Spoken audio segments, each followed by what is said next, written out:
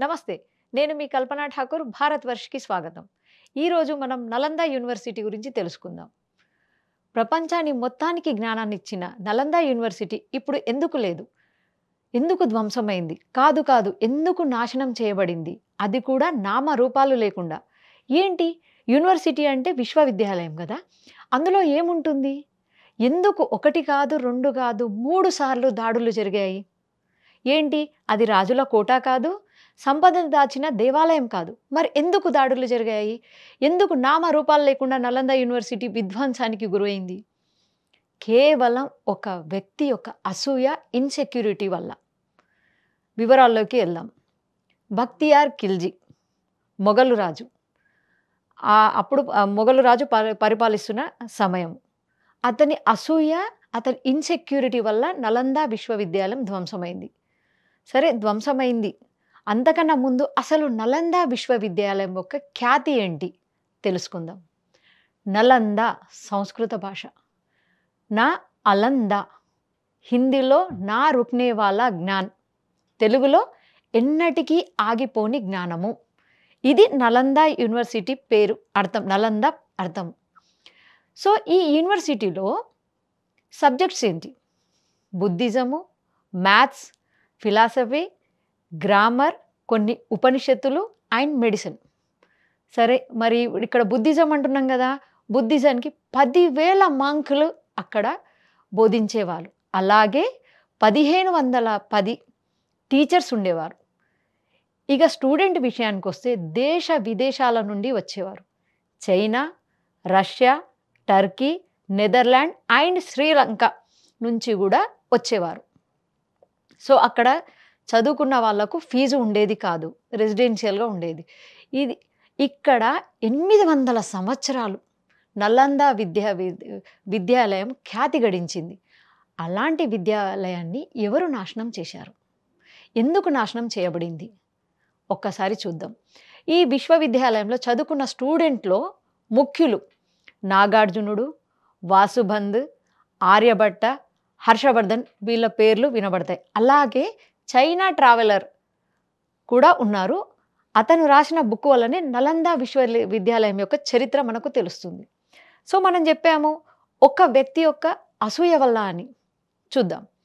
బక్తియార్ ఖిల్జీ అతను మొఘలు రాజు. అప్పుడు అతని పరిపాలనలో ఉంది. అనుకోకుండా అతనికి అనారోగ్యం పాలయ్యాడు. రాజు కదా, ఆయన దగ్గర డాక్టర్లు ఉంటారు. మొఘలు రాజు కాబట్టి మనం డాక్టర్లు అంటాం, వాళ్ళు హకీంలు అంటారు. అందరూ వచ్చి చూస్తున్నారు, వైద్యం చేస్తున్నారు. కానీ అతను బాగుపడట్లేదు, ఆరోగ్యం బాగవట్లేదు. కొందరు చెప్పారు, బక్తియార్ ఖిల్జీకి చెప్పారు, నలంద యూనివర్సిటీలో రాహుల్ శ్రీభద్ర అనే తన గురువు ఉంటారు, వారిని సంప్రదించండి, మీ ఆరోగ్యం మెరుగుపడవచ్చు అంటారు. బక్తియార్ ఖిల్జీ ఎవరు? మొఘల్. అతను నేను పరమత మనిషిని నేనెందుకు ఇది చేస్తాను? అతను హిందువు దగ్గర నేనెందుకు వైద్యం చేయించుకుంటాను? నెవర్ అంటాడు, ఇగ్నోర్ చేస్తాడు. తద్వారా ఏమవుతుంది? ఆయన ఆరోగ్యము రోజు రోజుకు క్షీణించడం మొదలైంది. అప్పుడు ఆలోచిస్తాడు, సరే ఒకసారి పిలిపించుకుందాం, తప్పేంది అనుకుంటాడు. రాహుల్ శ్రీభద్ర గారిని పిలిపిస్తాడు. రాహుల్ శ్రీభద్ర గారికి తెలుసు బక్తియార్ ఖిల్జీ మైండ్ సెట్ తెలుసు, ఆయన ఎంత నిరంకుశవాదో తెలుసు. సో రాహుల్ శ్రీభద్ర గారు వస్తారు. వచ్చినప్పుడు మంచంలో ఉంటాడు బక్తియార్ ఖిల్జీ. ఆయనకు చూడండి ఎంత మత పిచ్చి అంటే, ఈ రాహుల్ శ్రీభద్ర గారిని టెస్ట్ చేస్తున్నా అని చెప్తాడు. నేను మిమ్మల్ని పరీక్షించదలిచాను, మిమ్మల్ని మీ ద్వారా మీ నలంద యూనివర్సిటీని మొత్తాన్ని నేను ఇవాళ పరీక్ష పెడుతున్నాను. మీరు నన్ను ముట్టకూడదు, పట్టకూడదు, మాత్ర కూడా వేయకూడదు. కానీ నా ఆరోగ్యం బాగుపడిపోవాలి. అది కేవలం మీ సలహాలతోటే ఆరోగ్యం బాగుపడాలి అని అంటారు. రాహుల్ శ్రీభద్ర గారు సరే అంటారు. అంతే అని తన బ్యాగ్లో నుంచి ఒక గ్రంథాన్ని తీసి ఖిల్జీ గారికి ఇస్తారు. ఏంటది గ్రంథం? వాళ్ళ ఖురాన్ని ఇచ్చి ఒకటే చెప్తారు, రోజు మీరు 2-3 పేజీలు ఈ ఖురాన్ని చదవండి, మీరు బాగుపడతారు అంటారు. ఆశ్చర్యపోతాడు, నేను ఖురాన్ ఎప్పుడు చదివాను, ఇదేంటి? సరే చూద్దామని ఏం చేస్తాడు, రోజు 2-3 పేజీలు చదవడం స్టార్ట్ కాగానే బక్తియార్ ఖిల్జీకి ఆటోమేటిక్గా ఆరోగ్యం బాగా అవుతుంది. అనుకుంటాడు, నాకు 10,000 మంది హకీంలు ఉన్నారు, ఎంత నాకు ఫెసిలిటీస్ ఉన్నా గానీ, నాకు బాగుపడలేదు. ఇతను వచ్చి పట్టలేదు, ముట్టలేదు, ఒక మాత్ర గూడా ఎయలేదు. ఎలా నా ఆరోగ్యం బాగుపడింది తెలుసుకుంటాడు. ఏం జరుగుతుంది అక్కడ అంటే, రాహుల్ శ్రీభద్ర గారు ఏం జేస్తారు, వాళ్ళ ఖురాన్‌కి ఒక ఔషధాన్ని ప్రతి పేజీకి ఔషధాన్ని పోయడం జరుగుతుంది. ఔషధం కనిపించదు. కాకపోతే పేజీలు అతను ఎప్పుడైతే పేజీలు తిప్పి చదవడం స్టార్ట్ జేస్తాడో, అప్పుడు ఆ ఔషధం యొక్క సుగంధం అనేది, ఔషధం యొక్క వాసన అనేది ఆయన నోటి నుంచి, ముక్కు నుంచి పోయి అతని ఆరోగ్యం మెరుగుపడుతుంది. ఇది తెలుసుకున్న బక్తియార్ ఖిల్జీ జనరల్‌గా ఏం జేయాలా? ఎవరైనా మనను ముట్టకుండా, పట్టకుండా ఆరోగ్యాన్ని బాగా చేసిన డాక్టర్‌లకు మనం థాంక్స్ చెప్తాం. కానీ ఆ ప్లేస్‌లో ఈయన ఏం జేస్తాడు? అసూయను పెట్టుకుంటాడు. ఇన్‌సెక్యూరిటీ పెట్టుకుంటాడు. ఎందుకు? నేను హిందూ అయిన అతని దగ్గర వైద్యం చేయించుకున్నా. అంటే సలహాతోటే నాకు బాగైపోయింది. నాకు 10,000 మంది హకీంలున్నా నా ఆరోగ్యం మెరుగుపడలేదు. అంటే రేపేమైనా వీళ్ళ మీద మేము ఆధారపడాలా? ఏంటి అసలు నలంద విశ్వవిద్యాలయం ఏముంది? ఏం మిరాకిల్ ఉంది? అక్కడ ఏం ఖజానా ఉంది? ఎందుకు నేను ఇంత బాగైపోయాను? అక్కడ ఏదో ఉంది. ఆ రహస్యం ఏదో ఛేదించాలి. అదే ఆ ఖజానాను నేను కొల్లగొట్టాలి. అక్కడున్న మహత్తేందో తెలుసుకోవాలని ఏం చేస్తాడు? భారీ సైన్యంతో నలంద యూనివర్సిటీని చుట్టుముడతాడు. యూనివర్సిటీలో జనరల్‌గా ఏముంటుంది? స్టూడెంట్స్ దగ్గర, టీచర్స్ దగ్గర ఏముంటుంది? పుస్తకాలు, గ్రంథాలు ఇవే ఉంటాయి గదా!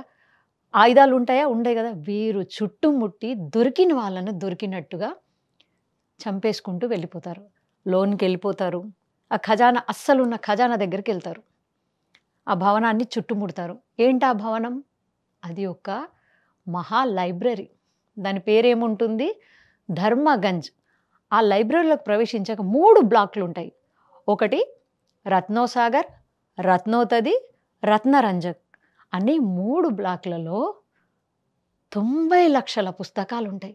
గ్రంథాలు. 90,00,000 గ్రంథాలు. ఒకసారి ఊహించండి. ఎంత జ్ఞానాన్ని ఎన్ని రోజులు వాళ్ళు స్టడీ చేసి, ఎంత కష్టపడి ఆ 90,00,000 గ్రంథాలను వాళ్ళు అమర్చారక్కడ. అంతే. చుట్టుముట్టి మొత్తం నలంద యూనివర్సిటీలో ఉన్న ఆ గ్రంథాలను వాళ్ళేం చేస్తారు? కాల్చేస్తారు. 90,00,000 గ్రంథాలు కాలుస్తే ఆ మొత్తం కాలిపోవడానికి 3 నెలల వ్యవధి పట్టిందంట. ఒక్కసారి ఆలోచించండి. మన భారతదేశ కల్చర్ ఎలాంటిది? ఒక పేపర్‌ను తొక్కినా, ఒక పేపర్‌ను చింపినా మహాపాపం అనుకుంటాం. సరస్వతితో మనం సమానంగా చూస్తాం, మొక్కుతాం. అలాంటిది 90,00,000 పుస్తకాలు భారతదేశానికి కాదు, ప్రపంచం మొత్తానికి జ్ఞానం ఇచ్చే పుస్తకాలు, గ్రంథాలు.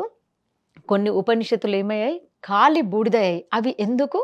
కేవలం ఒక వ్యక్తి యొక్క అసూయ, ఇన్‌సెక్యూరిటీ వల్ల. మళ్ళీ అలాంటి జ్ఞానాన్ని కానీ, అలాంటి మంకులను కానీ, టీచర్స్‌ని గానీ, స్టూడెంట్స్‌ని గానీ మనం తిరిగి పొందలేము. కానీ 2006లో మన అబ్దుల్ కలాం గారు మళ్ళీ ఒక ప్రపోజల్ పెట్టారు. ఏమని?